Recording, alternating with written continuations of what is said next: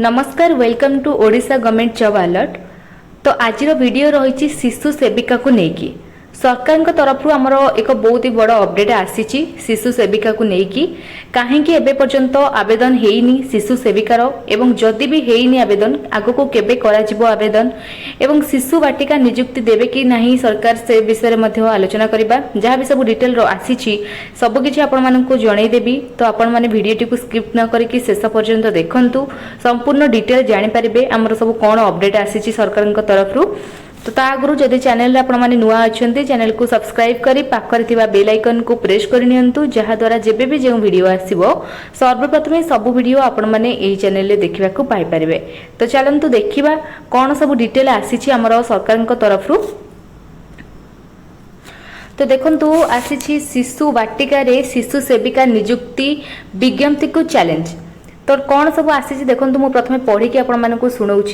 राज्यर सरकारी प्राथमिक विद्यालय गुड़िक शिशु बाटिका श्रेणी खोल अण प्रशिक्षित अण तालीम प्राप्त प्रार्थी को शिशु सेविका भाव नियुक्ति प्रदान करा अभियोग कर दायर मालिक को हाईकोर्ट गुरुत्व सहित ग्रहण कर शिशु बाटिका खोल एवं शिशु सेविका नियुक्ति संपर्कित विद्यालय और गणशिक्षा विभाग 2025 जून 30 और अगस्ट 8 रे विज्ञप्ति विरोध में दायर मालिक को हाईकोर्ट विचार पाई ग्रहण कर नोटिस जारी करछंती।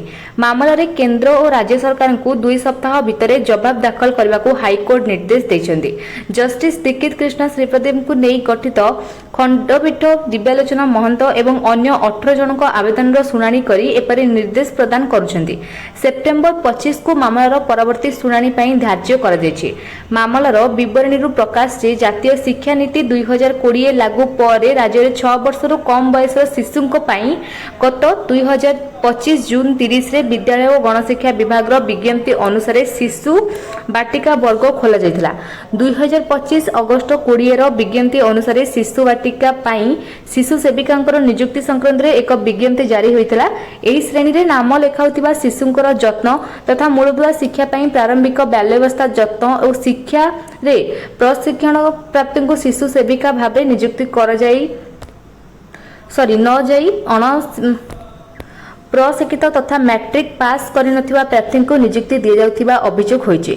जातीय शिक्षा नीतिर उल्लंघन करी शिशु सेविका को नियुक्ति प्रदान करा जाउछि। एथि सहित शिशु सेविका नियुक्ति क्षेत्र में निर्दिष्ट संरक्षित वर्ग को प्राथमिकता दि जिबा बेले अन्य वर्ग को अणदेखा करा जाइछि। संरक्षित नीति उल्लंघन करी शिशु सेविका को नियुक्ति प्रदान संपर्कित विज्ञप्ति जारी करा जाइछि। तेणु विद्यालय और गणशिक्षा विभाग एपरि विज्ञप्ति को रद्द करा जाउ। एथि सहित शिशु बाटिका पाई प्रशिक्षण प्राप्त ईसीबीसी डिग्रीधारी को नियुक्ति दि जाऊ बोली आवेदन में उल्लेख कर आवेदनकारी पक्षर आईनजीवी अक्षय कुमार पांडे मामला परिचालना करुछंती। तो ए सब थिला हमर शिशु सेविका को लेकिन किछिटा अपडेट जोटा कि हमर सरकार तरफ आसी। तो जो मैंने सब अपेक्षा करते शिशु सेविका को लेकिन जानी सारी कौन पाई ए जाए आसीनी शिशु सेविकार नियुक्ति एवं जहाँ भी सब डिटेल आसीथिला।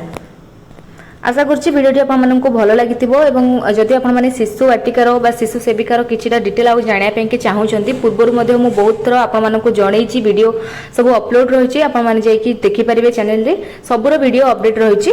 तो जहाँ भी डिटेल आपने जानवर अच्छी से जानीपारे।